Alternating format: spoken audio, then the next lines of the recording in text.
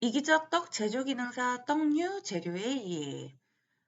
떡 시험답게 먼저 공유, 쌀이 나옵니다.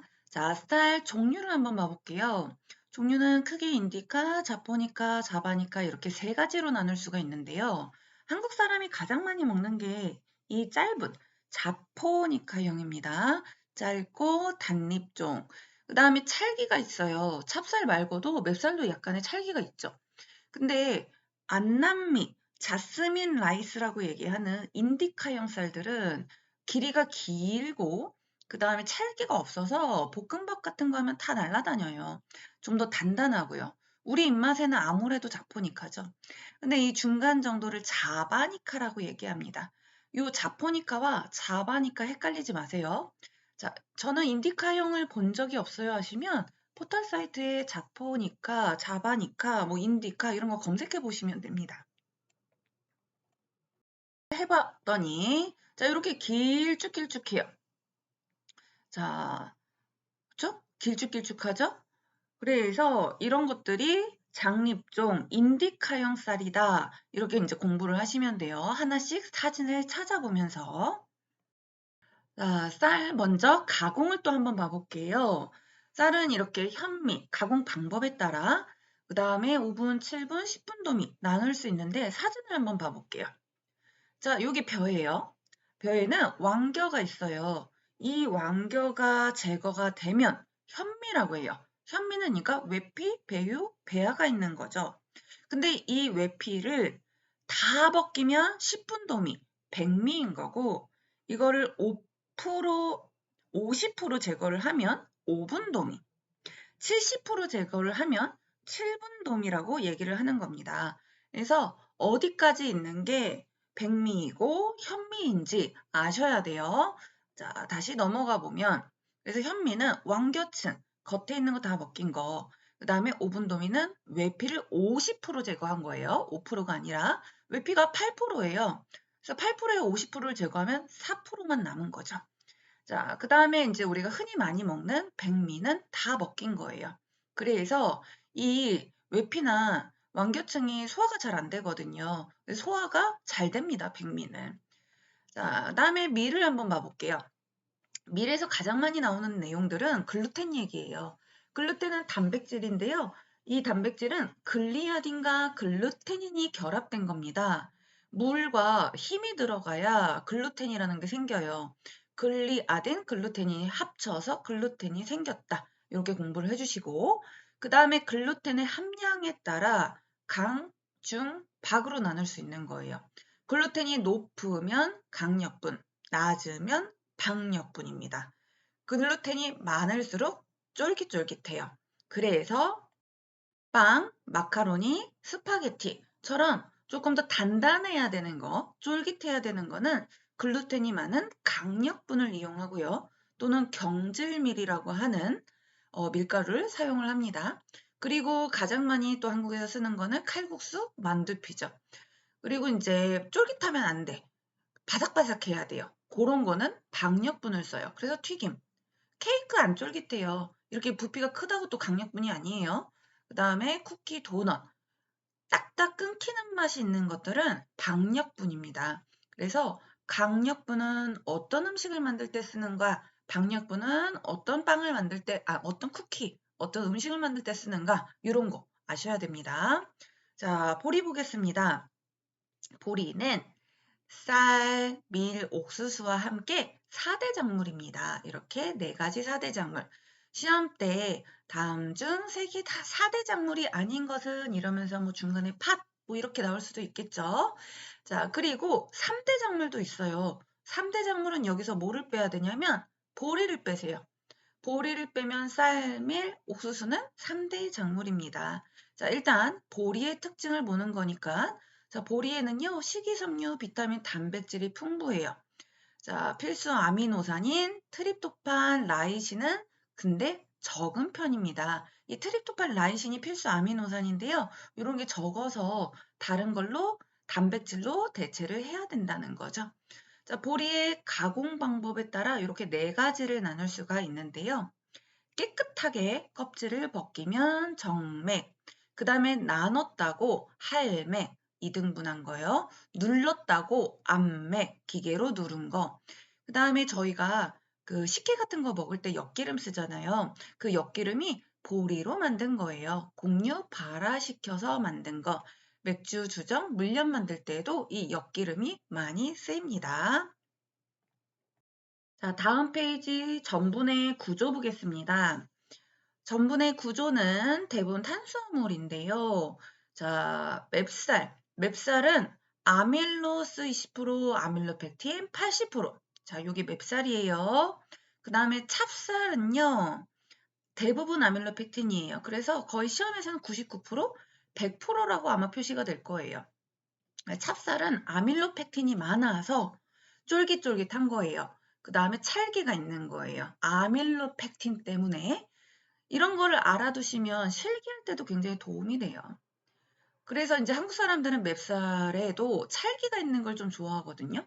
그래서 요즘은 계량을 해서 펙틴의 함량을 좀 낮추고 아밀로스의 함량을 낮춰서 쌀을 계량해서 만들기도 하고요. 또 찹쌀을 조금 더 넣어서 찰기를 주기도 해요. 찰기를 좀 준 다음에 떡을 만드셔도 괜찮아요. 펙틴 함량이 많은 거를 조금 선호하는 편입니다. 뭐 사람에 따라 다를 수는 있죠. 자, 그 다음에 요거 시험에 많이 나와요. 요오드에 찹쌀은 젓갈색, 맵쌀은 청자색 반응을 띄어요. 우리 이제 떡을 만들면요. 쌀가루를 냉동실에 보관을 하시거든요. 근데 이름을 안 써놓으면 이게 찹쌀인지 맵쌀인지 구분이 안 돼요. 그래서 꼭 이름을 써주시고 그 다음에 찹쌀에 젓갈색 자, 요건 무슨 얘기냐면 우리 빨간 약 있죠. 상처 났을 때 바르는 약. 그게 요오드 용액이에요. 찹쌀 가루를 좀 꺼내서 그거를 조금 뿌려보세요.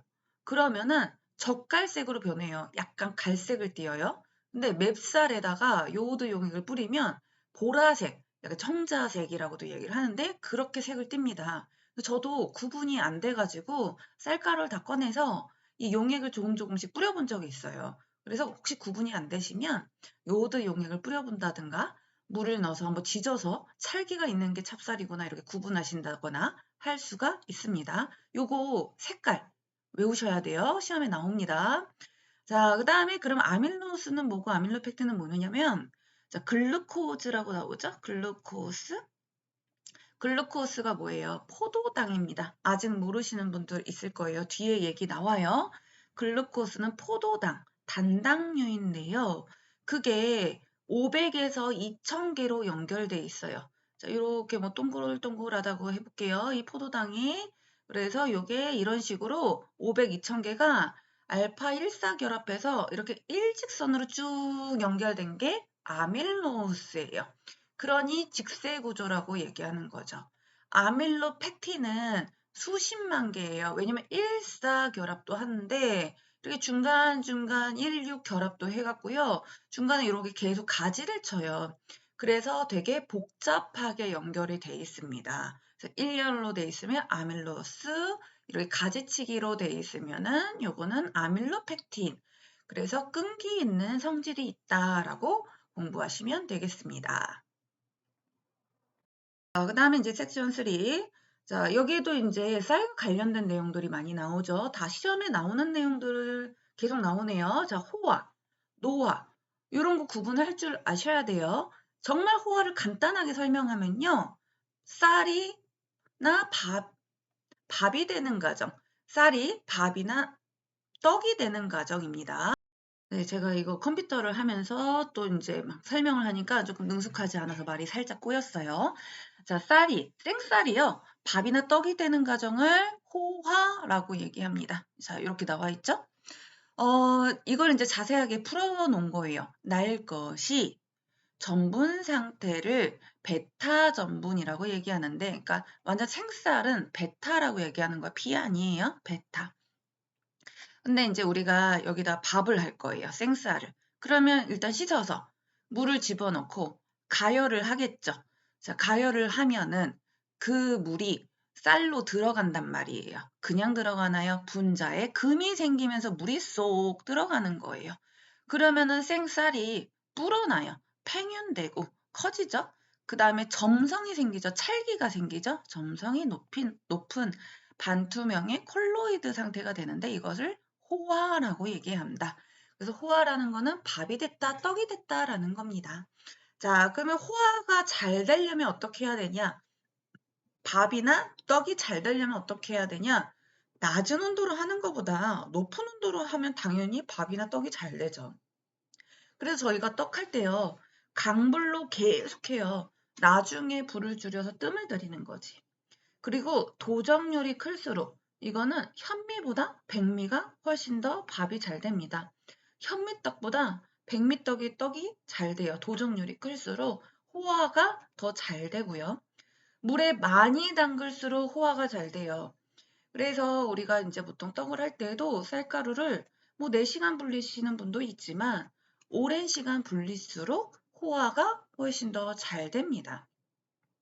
그 다음에 이제 물에 소금을 더 넣으면 떡이 잘 돼요. 간도 맞춰줄 수 있지만 알칼리성일 때 호화가 잘 돼요. 밥할 때는 소금을 잘 안 넣죠. 근데 찰밥할 때는 소금을 좀 넣어요. 알칼리성이면 밥이 잘 됩니다. 그 다음에 요거 많이 틀리세요. 전분의 입자가 클수록이에요. 클수록. 작을수록 왠지 호화가 잘 될 것 같죠. 하나하나 돼서. 근데 클수록이에요. 자, 떡이 더 오래 걸리나요? 밥이 더 오래 걸리나요? 떡이 더 오래 걸려요. 쌀가루가 작을수록 호화가 더 더딥니다. 그래서 요거 헷갈리지 마세요. 자, 그 다음 노화는 반대예요. 노화는 호화된 전분이 밥이 된 전분이 이거를 그냥 실온에 놔두거나 냉장고에 넣어놔봐요. 그러면 딱딱해지죠. 그게 노화입니다. 딱딱하게 굳는 거. 그래서 이거를 방지하려면 내가 밥을 안 먹을 거야, 떡을 안 먹을 거야. 그러면 꼭 냉동 보관을 하셔야지. 이거를 냉장고에 넣으시면 안 돼요. 동결한다. 자, 그래서 노화되기 쉬운 조건은 수분이 30에서 60%일 때. 보통 떡하고 나면 밥하고 나면 딱 이 상태거든요. 그래서 노화되기 쉬운 조건이죠. 그래서 수분 함량을 낮추거나 뭐 낮추기는 쉽진 않죠. 그 다음에 아예 물을 많이 넣거나 그러면 조금 덜 굳어요. 죽 같은 거는 덜 굳죠. 그리고 온도가 0에서 5도가 냉장 온도예요. 딱 이때 잘 굳습니다. 그래서 냉장고에 넣는 거 아니에요. 안 먹는다고. 근데 아밀로스 함량이 많을수록 아까 아밀로스 어디에 많았나요? 맵쌀에 많았어요. 그러니까 찹쌀밥이 찹쌀떡이 덜 굳는 거예요. 그래서 나는 좀 덜 굳었으면 좋겠다. 그런 찹쌀을 조금 섞는 거죠. 자, 노화의 방지책으로는 수분 함량을 낮춘다. 그래서 건조시켜서 파는 쌀들이 있어요. 누룽지 같은 거? 그냥 극단적인 예로. 그러면 노화가 잘 안 되죠. 그 다음에 유화제를 첨가하면은 노화가 방지되는데, 이런 건 상업용으로 많이 쓰지 일반적으로 많이 안 쓰죠. 그 다음에 이제 가정에서 할 수 있는 거는 얼리거나 아니 밥통에 넣어 놓으시는 거예요. 우리 식당 가면은 스텐 밥통에다가 넣어놓고 온장 처리하잖아요. 그러면은 굳지 않습니다. 설탕을 좀 많이 넣으면요. 특히 떡에 노화가 덜 돼요. 그다음 식이섬유소가 들어가면 또 노화가 덜 돼요. 자, 요거는 취나물밥, 곤드레밥, 또 우리가 봄에는 개떡 같은 거 먹어요. 그럼 쑥 같은 거 집어넣잖아요. 그러면 일반적으로 떡할 때보다 훨씬 덜 굳어요. 그래서 식이섬유소, 식이섬유질 이런 게 노화가 덜 된다라는 겁니다. 자, 이거를 호화 노화를 다시 한번 정리한 거예요. 자, 날전분, 베타 전분을 물 넣고 가열을 하면 알파가 되고요. 이근 전분이 되고 그거를 만약에 또 실온에 방치하면 다시 날 것처럼 딱딱하게 굳는다. 이걸 다시 한번 정리한 거라고 보시면 됩니다. 자, 또 비슷한 말이 있어요. 호정화. 호화랑 호정화랑 헷갈리지 마세요. 호정화는 전분을 160도 이상으로, 이건 굉장히 고온이죠. 건열로, 건열이라는 거는 물을 주지 않고요. 그냥 마른 상태 또는 기름이 들어간 상태를 얘기하는 거예요. 물 아니에요. 자, 건열은 물 아니고 기름 아니면 마른 상태에 여러 단계의 가용성 전분을 거쳐서 분해됐다는 소리입니다.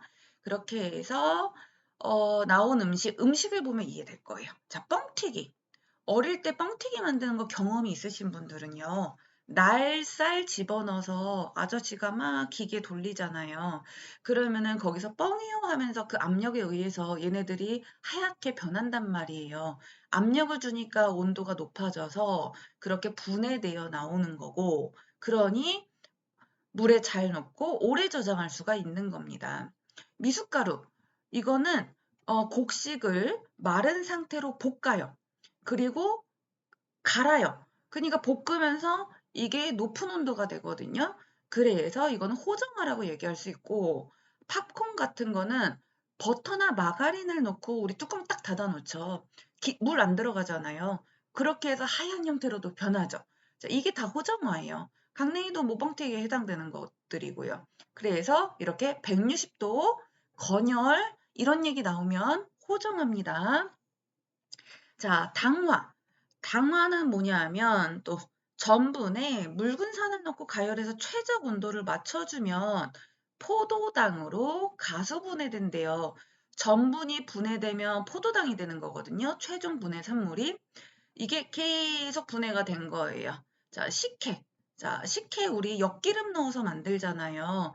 자, 엿기름에 의해서 달아졌다, 당화됐다, 요겁니다. 그래서 요 당화, 호정화, 노화, 호화 이런 거 4개 구분할 줄 아셔야 돼요. 그리고 우리 엿기름 이렇게 넣어서 식혜 만들 때 어디에 넣어놓나요? 밥통에 넣어놓죠. 왜 밥통에 넣어놔요? 그 최적 온도가 60도예요. 그래서 이 온도, 60도라는 것도 기억하시면 좋을 것 같아요. 자, 60도 이런 온도도 시험에 나올 수 있습니다.